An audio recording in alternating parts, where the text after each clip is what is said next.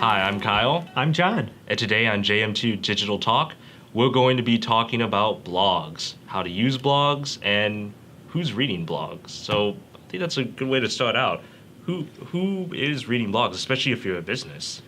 Well, pretty much current customers, Okay. potential customers. Okay. Even your competitors will actually probably read your blog to learn more about what you're offering. Now, this is a question I hear a lot when anybody brings up the topic of a blog. What should I write about?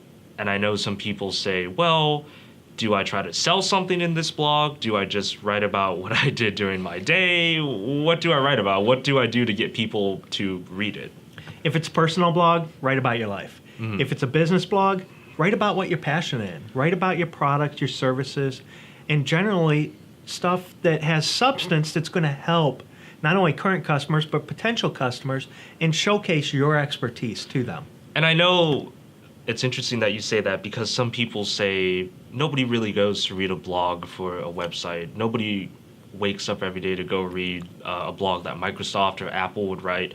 But what we've noticed, there's a difference. Like, people are noticing blogs, and there is, if you kind of build that audience, people will come back. Is that correct? Oh, absolutely. For us, we gain about 10 to 20% new visitors to our blogs every single month. Right. But it's taken 3 years to build that Right. for our clients.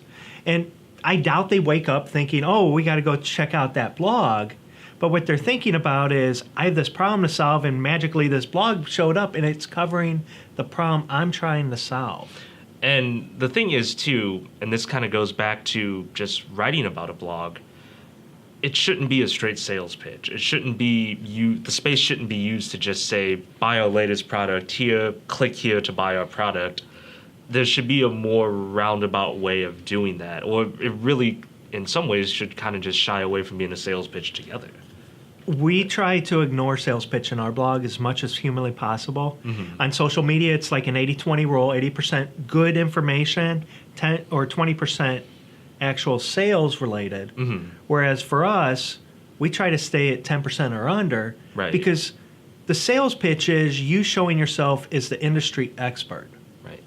You want to show that expertise, which kind of works as a sales pitch in itself. It's an indirect sales pitch where you're letting people know you truly are the expert, and that when they do decide that they need assistance, they're going to come to you rather than going to someone else, because you've been giving them all this valuable content Right. for free. Right. And another interesting thing, I know some people say, well, I don't really want to write a blog, but there are services who can curate a blog for me, or they could find information and they more or less function as a blog writer compared to me doing it, and I could just post it on my website. Do you feel that that's kind of a good substitute, or are there pros and cons to that? We don't like to use basically blog authors to write.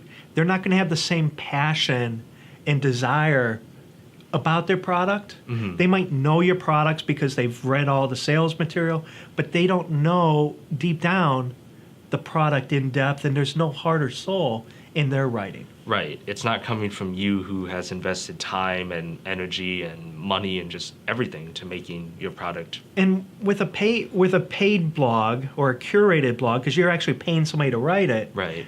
their objective is to bring traffic to your site Right. just by keyword stuffing it and putting in long tail keywords to bring people in.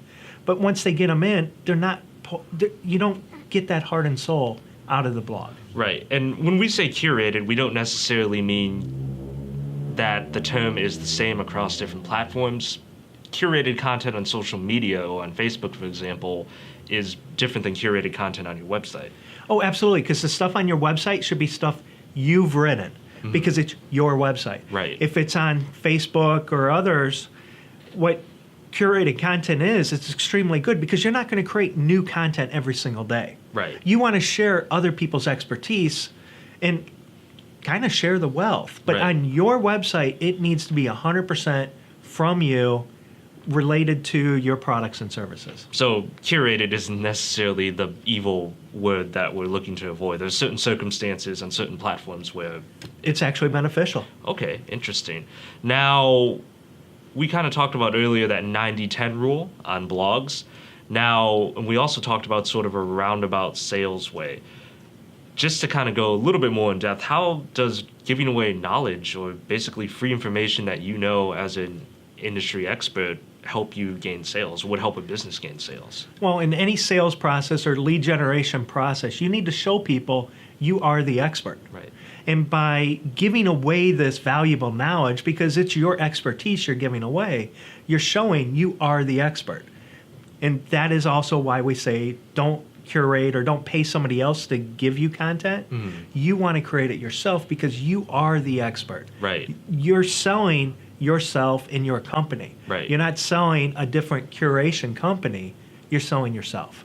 Okay. Last thing I kind of want to touch on, how often should you blog? Should you blog every week? Should you blog every day, every month? Is it different for your business? What is the ratio that you should blog? Every industry is different. We always say at a minimum blog at least once a month. What is considered the holy grail is when you do it once a week. Once a week. We try and shoot for twice a week, covering different topics and everything else our clients are asking, because we know our clients can benefit from it, but also future and prospective clients can also benefit from it. That consistency is the key then. Consistency is absolutely the key to any blog system. And the search engines love it. They see constant change on your site because your products and services don't typically change, but the blog can change, and it changes either weekly or monthly or multiple times a week, and that's going to showcase on the search engines a lot better with relevant content. So going back to SEO, even Yes. through a blog. Funny that you mentioned consistency because, again, we are out of time today on this edition of Digital Talk. We hope you learned a lot, and we enjoy being able to talk about this information to you. So, again, I'm Kyle. I'm John. And until next time, see ya.